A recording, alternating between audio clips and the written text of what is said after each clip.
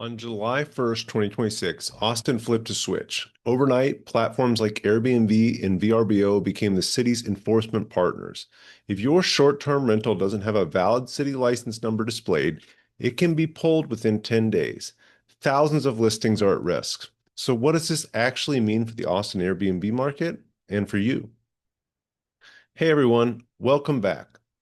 If you're a host, investor, or just curious on what's happening with short-term rentals here in Austin, this one is important. This is Jordan Moorhead with the Moorhead team, and we're always here to tell you everything about the Austin real estate market. We're breaking down the new platform enforcement rules, the real numbers, and how this is already starting to reshape the market. So first, the basics. In Austin, any place you rent for fewer than 30 days is a short-term rental, and it needs a city-issued short-term rental license. That rule has been on the books for years, but enforcement was mostly compliant-driven and pretty weak. This changed on July 1st of 2026. Now, platforms like Airbnb and VRBO are required to display a valid Austin short-term rental license number on every listing, and they need to remove unlicensed listings when the city requests it, usually within 10 days. They need to stop collecting booking fees on non-compliant properties. The city can now just send a list of addresses to Airbnb and VRBO, and those listings start coming down. So here's the scale of the problem. Right now, the city of Austin has roughly 2,900 active short-term rental licenses. Meanwhile, the market data shows somewhere between 9,000 and 17,000 active short-term rental listings in the broader Austin area. And that's depending on the source, but that gap means a huge percentage of listings have been operating without a displayed license. I know this from firsthand experience being a realtor and investor in the Austin area. Many of them are now vulnerable to be taken down. So it's only been a few weeks since the rules kicked in, and the city is phasing enforcement in over coming months rather than wiping them out in one day. Again, they need to identify ones that don't have those listings and submit them to Airbnb. But the direction is clear.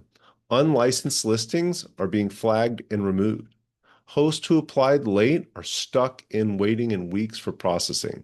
And density caps in some neighborhoods mean everyone who applies will not even get approved. So I went through the same process myself. We applied, months went by. I finally reached out. I had to kind of walk them through, push it through, get it happen. I called the city. I was able to get it done. But I know many people are sitting and waiting for these licenses to get approved, and it could be long past when they start enforcing it. So jump on that if you're a short-term rental host, guys. So how does this affect the actual Airbnb market in Austin? Supply is tightening. Fewer bookable short-term rental listings means less competition. Compliant hosts win. Licensed properties should see higher occupancy and stronger nightly rates, especially around big events like South by Southwest, Formula One, and ACL. Some hosts are going to pivot. A portion of unlicensed operators will switch to midterm rentals or 30 plus days or traditional long-term rentals just to stay online. So guys, here's the difference too. When you're doing a short-term rental, you have to pay the hotel occupancy tax to both the state and the city. That adds up to 17% taxes. So a lot of people are going to say, hey, this Airbnb thing, I'm not making enough money. It doesn't make sense. They're going to switch to midterm rentals or just rent it out long-term. So that could add a lot of supply to those two rental markets, medium-term and long-term rentals. That tax revenue is going to go up for the city, though. The city's already collecting more hotel occupancy tax as compliance improves, and they're getting all the fees for the licenses. Overall, the market is becoming smaller, more regulated, and more professionalized. If you're currently hosting in Austin, check whether you have an active license. You're probably going to know if you do. Make sure the license number is actually displayed on your Airbnb and VRBO listings. And if you don't have one, apply immediately. Processing times are still running several weeks. And understand the difference in the different license types, local density caps, and just what you're allowed to do with your property. It's all on the city's website. It's super easy. If you just search Austin short-term rental licenses, you'll find it. It's actually a great website, and their staff is very helpful. If you're thinking about buying an investment property for short-term rental, verify the licensing situation before you close, ideally before you can go under contract. A property without a transferable or attainable license is a very different asset. And again, they're going straight to the rental platforms. So it's not like you can just put it up and hope and pray they don't find you.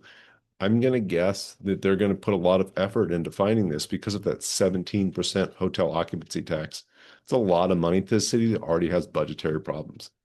And this isn't unique to Austin. Cities across the country are getting smarter about enforcement by putting the burden on the platforms like Airbnb and VRBO. Austin just happens to be one of the clearest examples right now, and obviously near and dear to our hearts because we're here in Austin operating short-term rentals.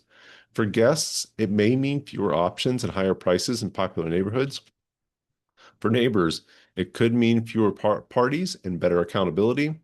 For professional hosts who play by the rules, it could actually be good news. So that's the current state of Austin's Airbnb market after the July 1st enforcement shift. Have you already been affected? Did your listing get flagged, or are you licensed and seeing stronger bookings? Drop a comment. I want to hear what's happening on the ground. This is all still so new, and I think things are going to be dynamic and changing as we go. If this was useful, hit the like and subscribe for more updates on Austin real estate investing and what's happening in the market. Thanks for watching, and I'll see you on the next one.